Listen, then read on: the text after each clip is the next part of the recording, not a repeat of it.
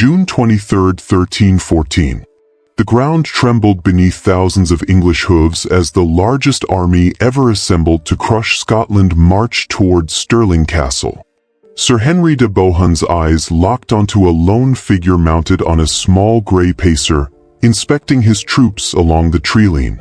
The English knight's blood froze. That wasn't just any Scottish commander. That was Robert the Bruce himself, King of Scots, separated from his army and completely vulnerable. De Bohun didn't hesitate. He lowered his lance, spurred his massive warhorse, and thundered across the field. This single moment could end Scotland's rebellion forever. One thrust of his lance through the Scottish king's chest, and England would reclaim control of the north. The distance closed. 50 yards. 30. 20. Bruce didn't run. He didn't call for help. Instead, he turned his pacer to face the charging knight, armed with nothing but a battle axe. What happened next would become the stuff of legend and set the stage for one of history's most stunning military victories. But to understand how 5,000 Scottish warriors destroyed an army of 15,000 English soldiers in just 2 days, you need to understand the desperate man who refused to retreat, the brutal civil war that forged him, and the tactical genius that would change medieval warfare forever. Hey, before we dive deeper into this incredible story, if you love historical battles where the underdog triumphs against impossible odds, make sure you hit that subscribe button and turn on notifications. You won't want to miss what happens next. This wasn't just another battle. This was the culmination of nearly 2 decades of Scottish resistance against English domination, and Robert the Bruce had spent most of those years fighting not just the English, but his own countrymen. His path to this moment was soaked in betrayal, murder, and controversy that would have destroyed a lesser man. Robert Bruce was born into Scottish nobility in 1274, but his family's loyalties were complicated. They held lands in both Scotland and England, and when the English King Edward I claimed overlordship of Scotland in 1296, the Bruces initially sided with England. Young Robert watched as William Wallace led a rebellion and employed revolutionary infantry tactics that nearly freed Scotland, only to be betrayed, captured, and executed in the most brutal fashion imaginable. Wallace's Chiltern formations, tight circles of spearmen who could break cavalry charges, had shown that Scottish foot soldiers could defeat English knights. But Wallace had never figured out how to make those formations attack.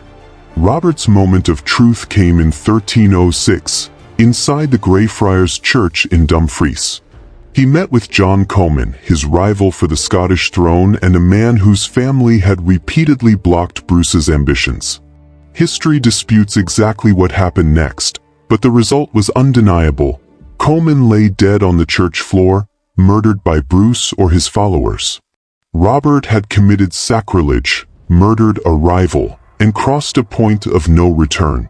Within weeks, he declared himself King of Scots. The English response was savage. Edward I mobilized his armies to hunt Bruce down like an animal. Robert's supporters were executed. His wife, daughter, and sisters were captured and imprisoned in cages. Bruce himself was forced to become a fugitive, hiding in caves and remote islands, watching his rebellion crumble. By 1307, he commanded perhaps a few hundred loyal followers and appeared finished. But Edward I died that year, and his son Edward II was not his father. Where Edward I was a brilliant military strategist known as the Hammer of the Scots, Edward II was inexperienced, indecisive, and far more interested in his favorite courtiers than in military campaigns. This gave Bruce the opening he desperately needed. Over the next 7 years, Robert the Bruce transformed from a hunted fugitive into a guerrilla warfare genius. He avoided pitched battles with the English, instead launching lightning raids, burning crops, and using Scotland's brutal terrain to his advantage. He captured castle after castle through siege and trickery. He defeated his Scottish rivals one by one, consolidating power and eliminating anyone who might challenge his crown. By 1314, he controlled almost all of Scotland except for Stirling Castle. Stirling was the key to Scotland. Perched on a massive volcanic rock, it controlled the vital crossing point over the River Forth and served as the gateway between the Scottish Highlands and Lowlands. Whoever held Stirling controlled Scotland's fate. Bruce's brother Edward had laid siege to the castle and struck a strange bargain with the English commander. If no English army relieved the castle by Midsummer's Day 1314, the garrison would surrender. That agreement forced Edward the Second hand. For years, the English king had tolerated Bruce's rebellion, but losing Stirling would be an unbearable humiliation. Edward II issued the summons for the largest army England could muster, calling every noble, every knight, every able-bodied soldier to join the march north. Chronicles suggest he assembled between 13,000 and 20,000 men, including 2,500 heavily armored knights on massive warhorses, the medieval equivalent of tanks. This force represented the flower of English nobility and military might. Bruce faced an agonizing choice. He could avoid battle as he had for years, let Stirling fall back into English hands, and preserve his smaller army. Or he could stand and fight despite being outnumbered at least 2-1, possibly 3-1. His council was divided. Many urged retreat. Fighting the English in open battle had destroyed every Scottish army that tried it. But Bruce had spent 7 years studying terrain, training his men in Wallace's Chiltern formations, and refining tactics. Unlike Wallace, Bruce understood that defensive circles could only hold for so long before cavalry found gaps or archers broke their resolve. He had trained his spearmen to do something revolutionary, to march forward in formation, to take the offensive while maintaining their defensive cohesion. No one had ever seen infantry attack while in Chiltern formation. It defied medieval military doctrine. Bruce chose his ground carefully. South of Stirling Castle lay an area called Bannockburn, named for the small stream that cut through marshy ground. The terrain was broken, wet, and crisscrossed with hidden streams. Bruce positioned his army on higher ground with the marshes protecting their flanks. He dug concealed pits on the open ground where English cavalry might charge. He positioned his forces in woodland where the English couldn't see his true numbers. On June 23rd, as the English vanguard approached, Bruce rode forward to inspect his positions. His army numbered perhaps 5,000 to 7,000 men, mostly infantry armed with 12-foot spears. They were farmers, craftsmen, and minor nobles who had survived years of brutal warfare.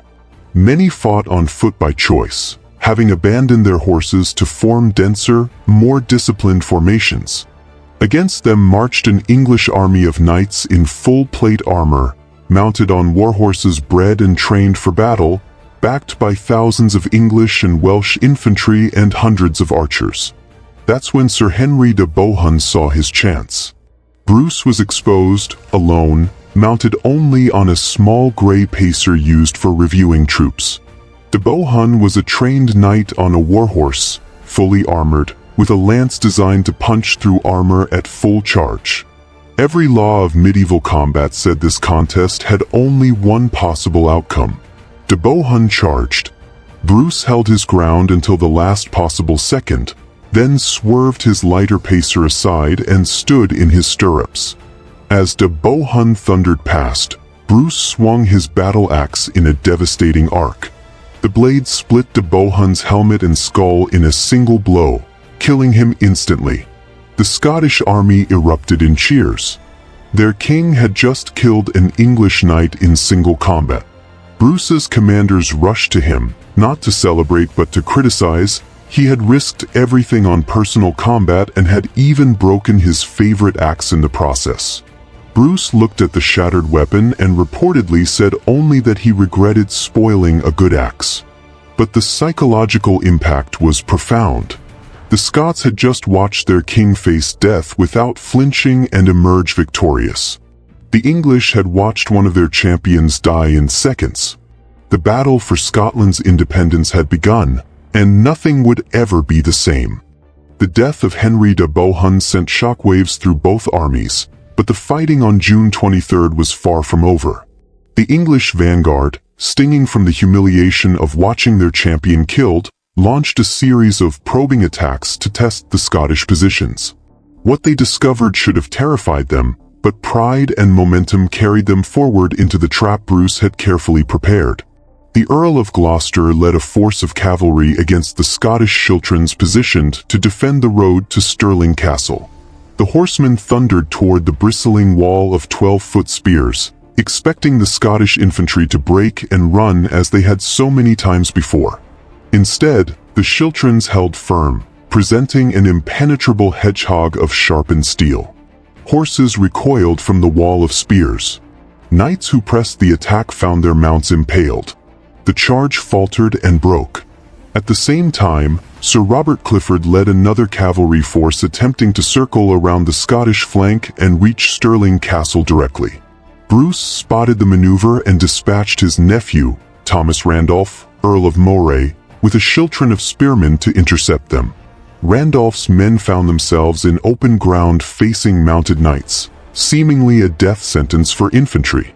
But Randolph's soldiers maintained their formation and presented such a dense wall of spears that Clifford's cavalry couldn't penetrate. The English knights rode in circles around the schiltron, trying to find weaknesses, but the Scots rotated their formation to keep the spear points always facing the threat. The battle became a standoff until Scottish cavalry, led by Sir James Douglas, arrived to tip the balance. Douglas was Bruce's most trusted commander, a man whose raids into England had earned him the nickname Black Douglas, and made English mothers frighten their children with tales of his ruthlessness. His horsemen crashed into Clifford's force from the side, and the combination of cavalry attack and the unbreakable schiltron shattered the English formation. Clifford himself was killed along with many of his knights. By late afternoon on June 23rd, the English had suffered 2 humiliating defeats and failed to reach Stirling Castle. But Edward II's main army was still arriving, column after column of armored knights, infantry, and supply wagons. The sheer size of the English force became apparent as they occupied the grounds south of the Bannockburn stream, near the River Forth. Chronicles describe an army so vast that it seemed to cover the entire landscape. That night, Bruce held a council of war. Despite the day's victories, his commanders urged retreat. The odds were simply too overwhelming. Even if every Scot fought with superhuman courage, they would eventually be ground down by sheer numbers. The English had more knights, more infantry, more archers, and more supplies. Logic dictated withdrawal while they still could. Bruce walked among his men that night, gauging their spirit. What he found surprised him. The soldiers who had just repelled English cavalry charges were confident, even eager to continue the fight. They had seen the mighty English knights fail to break their formations. They had watched their king kill an English champion in single combat. Most importantly, they understood the terrain advantage Bruce had given them. The English had made a catastrophic error in their camp positioning. Squeezed between the Bannockburn stream and the River Forth, on low, marshy ground, Edward II's massive army had nowhere to maneuver. The very size that should have been England's advantage had become a liability. The rear ranks couldn't support the front. Cavalry had limited room to charge. If the battle went badly, retreat would become a death trap. Bruce made his decision. They would attack at dawn. This is getting intense. I want to know, where are you watching this from? Drop your country or city in the comments below. And if you're hooked on this story, hit that like button to help more history lovers discover this channel. The decision to attack violated every conventional wisdom of medieval warfare. Smaller armies didn't assault larger ones. Infantry didn't charge cavalry. Scots didn't seek pitched battles with English professional soldiers. But Bruce had spent years preparing for precisely this moment. He had trained his men to fight in ways no one expected. He had chosen terrain that neutralized English advantages. And he had recognized that the English had literally trapped themselves. As dawn broke on June 24th, the English army stirred. They expected the Scots to retreat during the night. Instead, scouts brought impossible news. The Scottish army was advancing. The Chilterns were moving forward in formation, marching directly toward the English lines. Edward II and his nobles watched in disbelief. The Scottish infantry formations emerged from the woodland, banners flying, moving in coordinated blocks.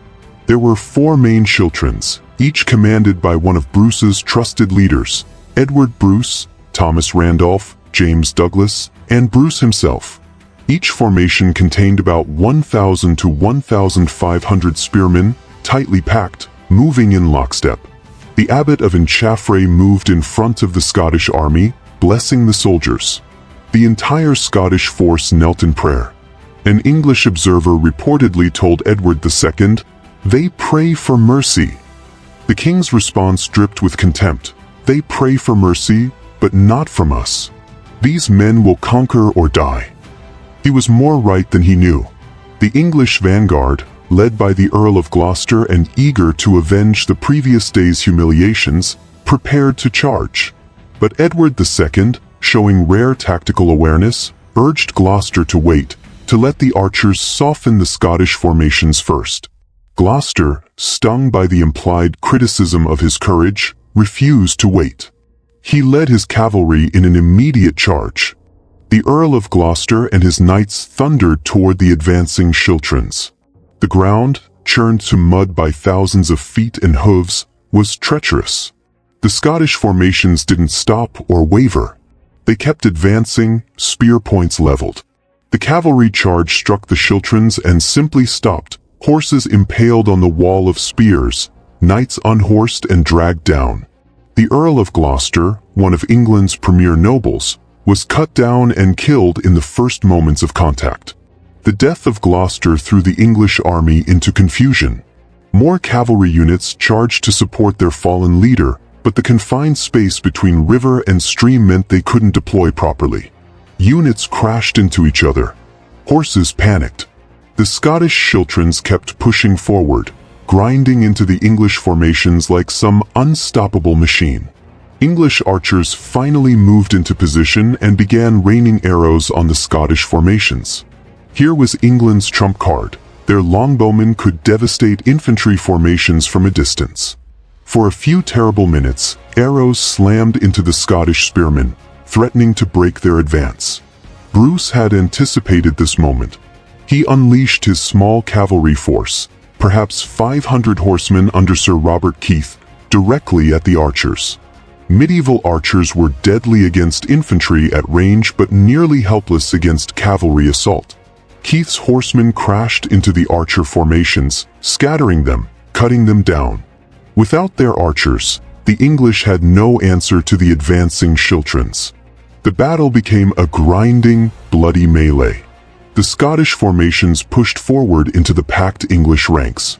In the confined space, the English cavalry couldn't maneuver. Knights fell from their horses and couldn't rise in the press of bodies. The English infantry at the back couldn't reach the fighting. The army that should have been England's greatest strength became a death trap. Panic spread. English soldiers at the rear, seeing the front ranks collapsing, began to retreat toward the Bannockburn stream. The retreat became a rout. Men threw away weapons and armor trying to escape. The stream and marshy ground that had boxed in the English army now trapped them. Hundreds drowned trying to cross. Thousands more were cut down by pursuing Scots. Edward II himself nearly died in the chaos. His bodyguards formed around him and fought their way clear of the disintegrating army. The King of England fled the battlefield with Scottish forces in pursuit, riding desperately for Stirling Castle. But the castle's commander, still bound by his agreement to surrender if not relieved, refused to admit Edward, knowing the castle would fall to Bruce within days anyway. Edward fled eastward toward Dunbar and eventual escape by ship to England. Behind him, the English army ceased to exist as a fighting force. By midday on June 24th, the battle was over. The flower of English nobility lay dead on the field or captured for ransom. The greatest army Edward II could assemble had been annihilated by Scottish infantry who refused to break, refused to retreat, and refused to accept that they were supposed to lose.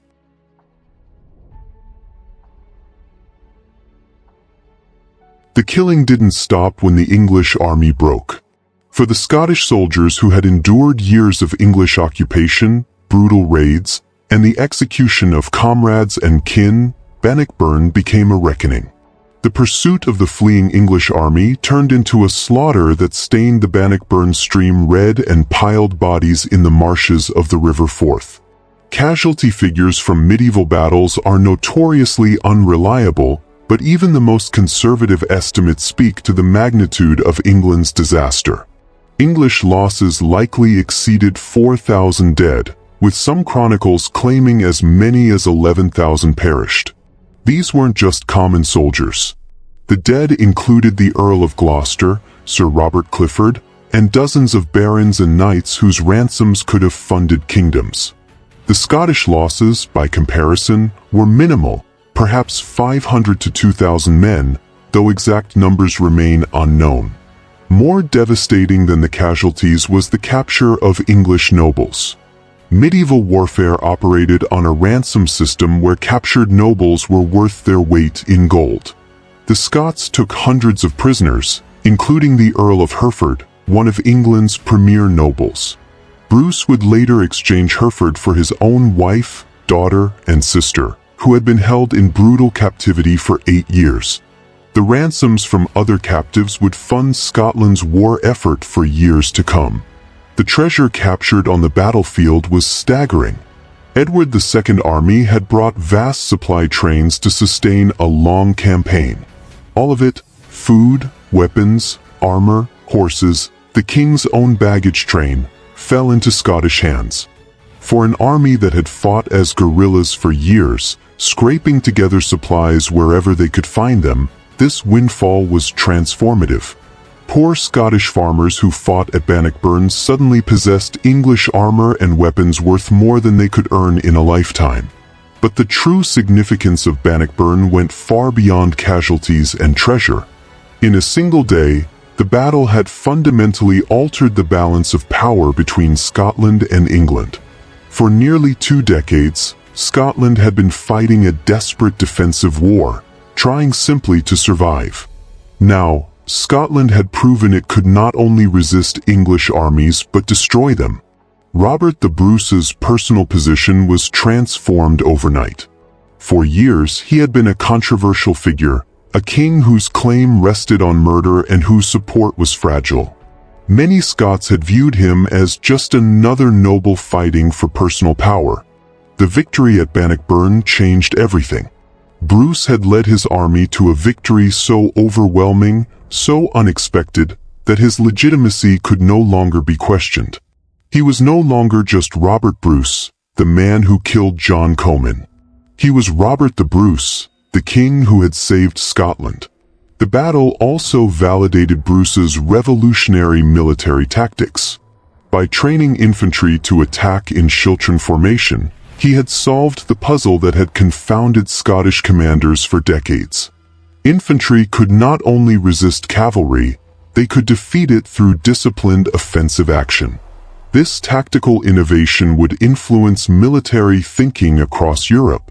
The age of cavalry dominance was beginning to wane, though it would take decades for the lesson to fully sink in. For Edward II, Bannockburn was a catastrophe from which his reign would never recover. He had led the largest army England could muster into Scotland and watched it be annihilated. He had fled the battlefield, abandoning his soldiers and his baggage train. His prestige as king was shattered. The English nobles who had already doubted his competence now openly questioned his ability to rule. The loss would haunt Edward for the remaining 13 years of his troubled reign, which would end in his forced abdication and murder. The immediate aftermath of the battle saw Scotland finally able to take the offensive. For years, English armies had raided Scotland at will, burning crops, destroying villages, and terrorizing the population. Now the tables turned. Scottish armies, emboldened by victory and led by fierce commanders like James Douglas, launched devastating raids deep into northern England. They burned towns, seized plunder, and forced English communities to pay protection money to avoid destruction. These raids served multiple purposes. They enriched Scotland's war chest, allowing Bruce to maintain and expand his army. They terrorized England's northern counties, making support for another invasion deeply unpopular among the very people who would have to suffer Scottish retaliation. And they demonstrated that Scotland was no longer content with mere survival. They would carry the war to England itself. Bruce also looked beyond Britain. In 1315, he opened a second front by invading Ireland with his brother Edward. The goal was ambitious: to create a pan-Celtic alliance that would threaten England from multiple directions. Edward Bruce was crowned High King of Ireland, and for a time it seemed Scotland might export its revolution. However, this campaign ultimately failed. Edward Bruce was killed in battle in 1318, and the Irish campaign collapsed. But the attempt itself showed Bruce's strategic vision and Scotland's newfound confidence. The English response to Bannockburn was paralyzed indecision. Edward II launched several attempted invasions of Scotland in the years following the battle, but none achieved anything substantial. English armies would march north, find the Scots refusing to give battle on unfavorable terms, and be forced to retreat as their supplies ran out. Scotland's strategy of avoiding pitched battles unless conditions were perfect, the lesson Bruce had learned over years of guerrilla warfare, continued to frustrate English military efforts. Diplomatically, Bruce worked tirelessly to gain international recognition of Scottish independence. In 1320, Scottish nobles sent the Declaration of Arbroath to Pope John XXII, one of the most remarkable documents of the medieval period. The declaration proclaimed Scotland's ancient independence and Bruce's rightful kingship.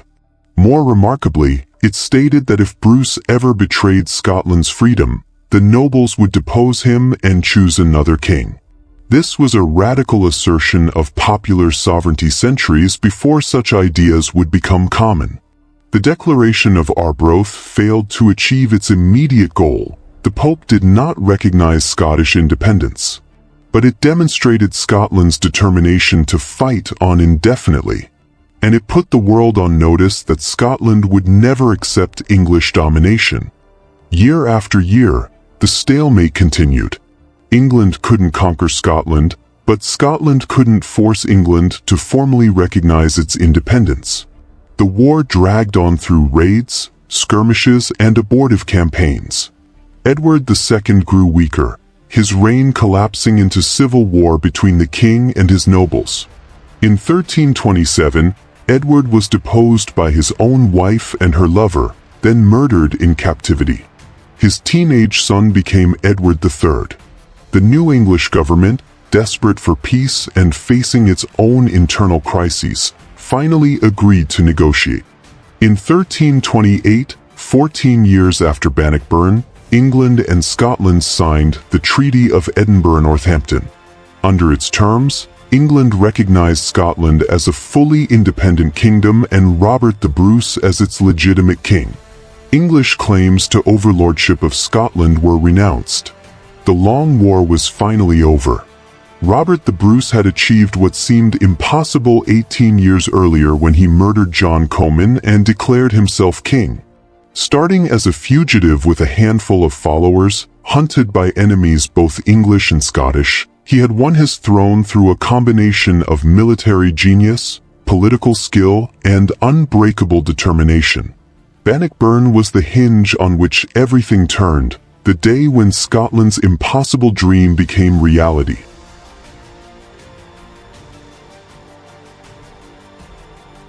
To understand the true significance of Bannockburn, you must understand the man who made it possible.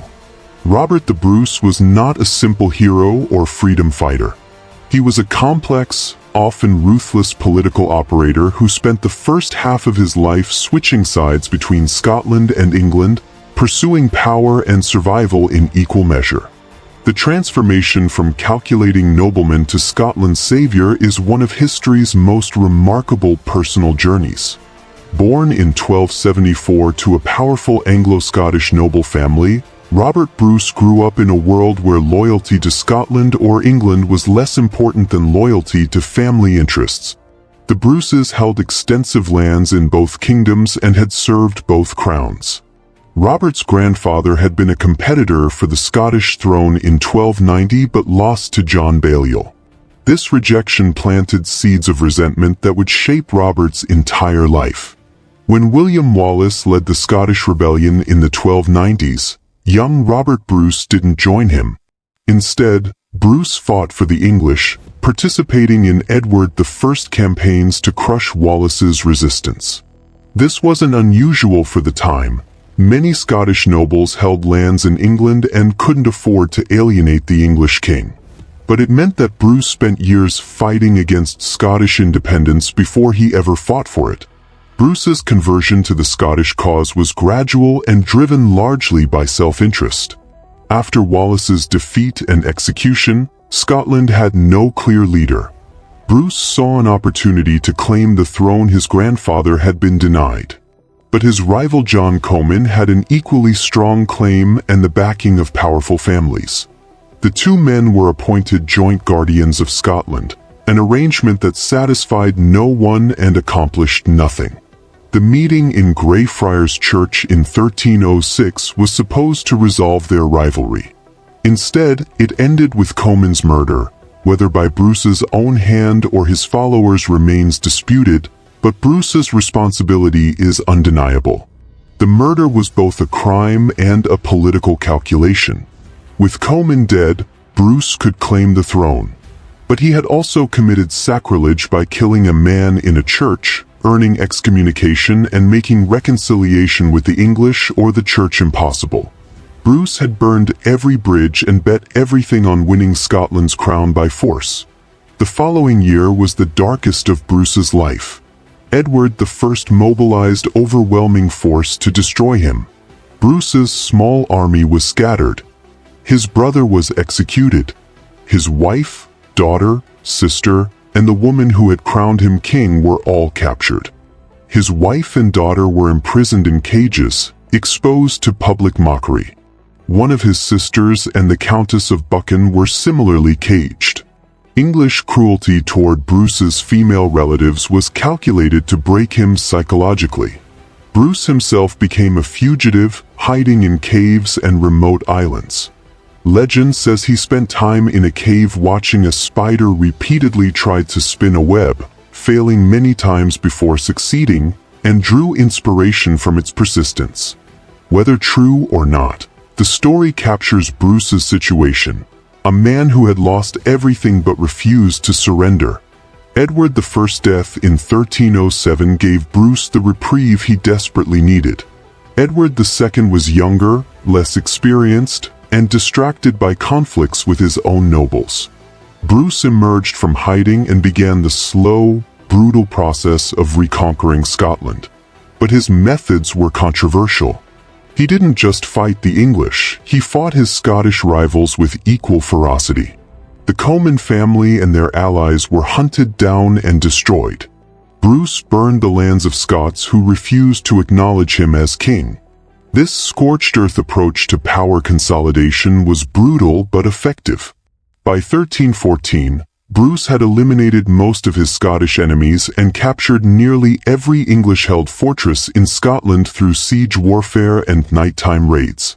He avoided pitched battles with English armies, using guerrilla tactics that frustrated his enemies but preserved his forces.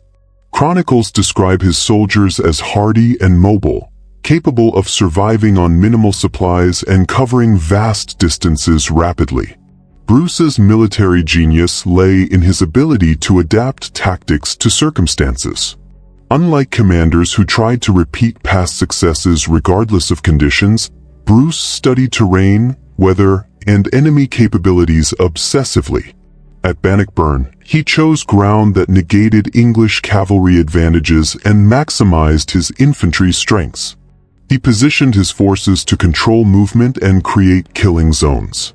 Most importantly, he recognized that the English army's size had become a weakness in the confined terrain they had chosen. But Bruce's success at Bannockburn also reflected years of training and preparation.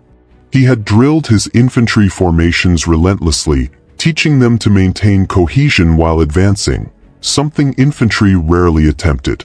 He had instilled discipline that allowed schiltrons to hold formation even when cavalry charged and arrows fell. He had created an army that believed it could win because he believed it first.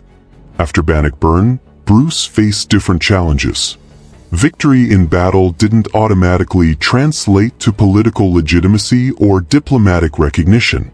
The Pope still refused to acknowledge him as Scotland's rightful king, instead addressing correspondence to Robert Bruce, acting as King of Scotland, a studied insult. England still claimed sovereignty over Scotland despite the military defeat. Bruce had to wage a 14-year diplomatic and military campaign to secure the formal recognition he had won on the battlefield. His methods continued to be ruthless.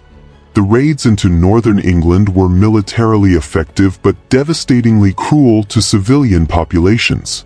Towns that refused to pay protection money were burned. Prisoners were ransomed or executed. Bruce prosecuted the war with single-minded determination, allowing nothing to stand between Scotland and the independence he had promised. The Treaty of Edinburgh-Northampton in 1328 represented Bruce's ultimate triumph. England formally recognized Scottish independence and Bruce's kingship. The document that began, "Know that we have granted and by this our present charter confirmed to the illustrious Robert, by the grace of God King of Scotland, and to his heirs and successors," represented validation that Bruce had fought 22 years to achieve.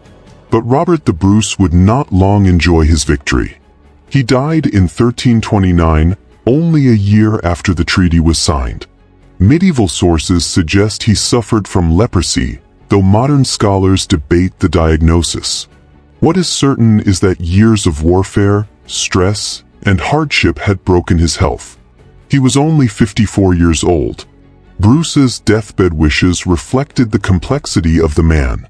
He requested that his heart be removed and carried on crusade to the Holy Land, seeking redemption for his sins, particularly the murder of John Comyn in a church. His loyal friend James Douglas took on this mission but was killed fighting Muslims in Spain. Douglas's body and Bruce's heart were eventually returned to Scotland and buried with honor. Robert the Bruce left a complicated legacy. He was a man who switched sides multiple times, committed murder to gain power, and waged war with ruthless efficiency against both English and Scottish enemies. He had ordered executions, authorized devastating raids, and destroyed anyone who stood between him and his goals. By medieval standards, this made him an effective king rather than a villain, but modern sensibilities struggle with his methods. Yet Bruce also freed his kingdom from foreign domination, preserved Scottish independence for centuries, and demonstrated that determination and tactical brilliance could overcome overwhelming odds. He transformed medieval warfare by proving infantry could defeat cavalry through discipline and innovation.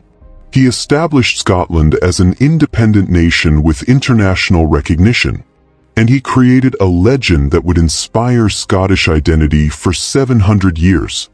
Bannockburn's impact echoed across centuries, shaping not just Scotland's future but the development of military tactics, national identity, and political philosophy across Europe. The battle that lasted just 2 days in June 1314 created ripples that are still felt in the 21st century. The immediate military implications were profound. Medieval warfare had been dominated by heavy cavalry for centuries. Knights in plate armor on trained warhorses represented the elite shock troops of European armies. Infantry were considered support troops, useful for sieges and holding ground but incapable of decisive action against mounted nobles. Bannockburn shattered this assumption. Bruce's offensive use of Chiltern formations demonstrated that disciplined infantry with proper training, leadership, and tactical positioning could not only resist cavalry but destroy it. Word of this Scottish innovation spread throughout Europe. Within decades, Swiss pikemen would adopt similar tactics, creating formations that would dominate European battlefields for the next 2 centuries. The English would learn their own lessons about infantry power, developing their longbowmen into a decisive force that would devastate French cavalry at Crécy and Agincourt. The battle also transformed Scottish national consciousness. Before Bannockburn, Scotland's status as an independent nation was contested both externally and internally. Many Scottish nobles had cooperated with English rule or remained neutral in the conflict. The clans of the Highlands operated semi-independently of any central authority. Scotland existed more as a geographic region than as a unified nation. Bannockburn changed everything. The victory created a founding myth for Scottish nationhood, a moment when Scots from all regions united under one king to defend their freedom against overwhelming odds and won. This narrative became central to Scottish identity. Songs, poems, and stories about the battle were passed down through generations. The image of Robert the Bruce became synonymous with Scottish independence and resistance to foreign domination. The Declaration of Arbroath in 1320, written 6 years after Bannockburn, captured this new sense of national identity.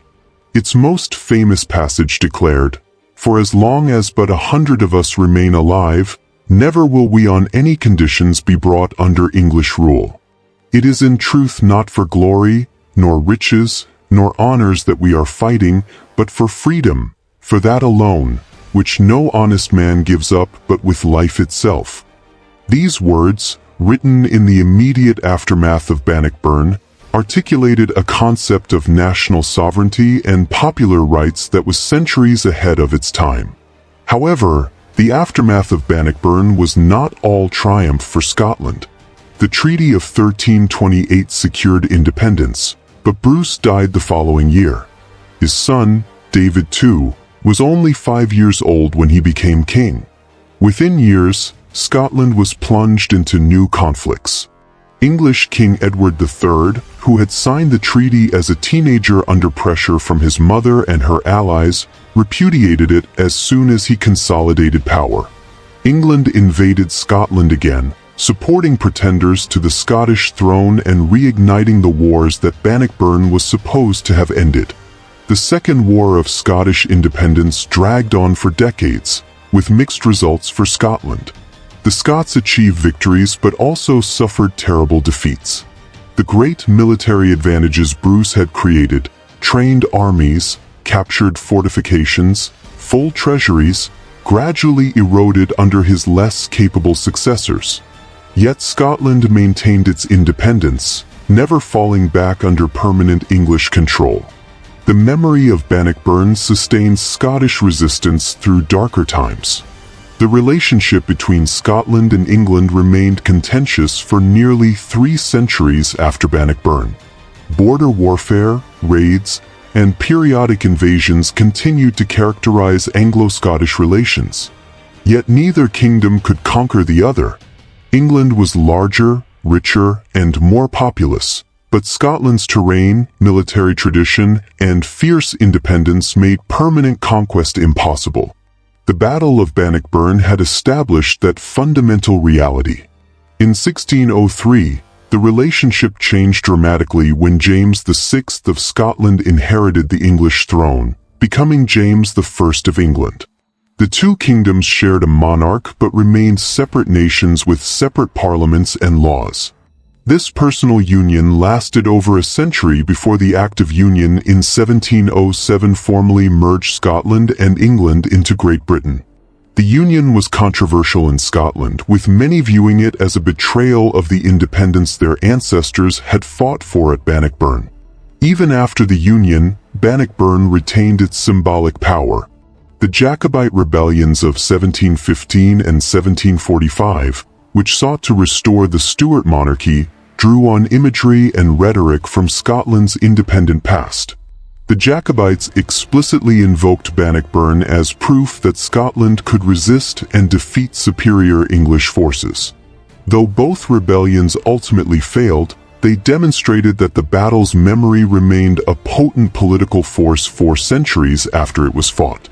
In the 19th and 20th centuries, Bannockburn became central to Romantic Scottish nationalism.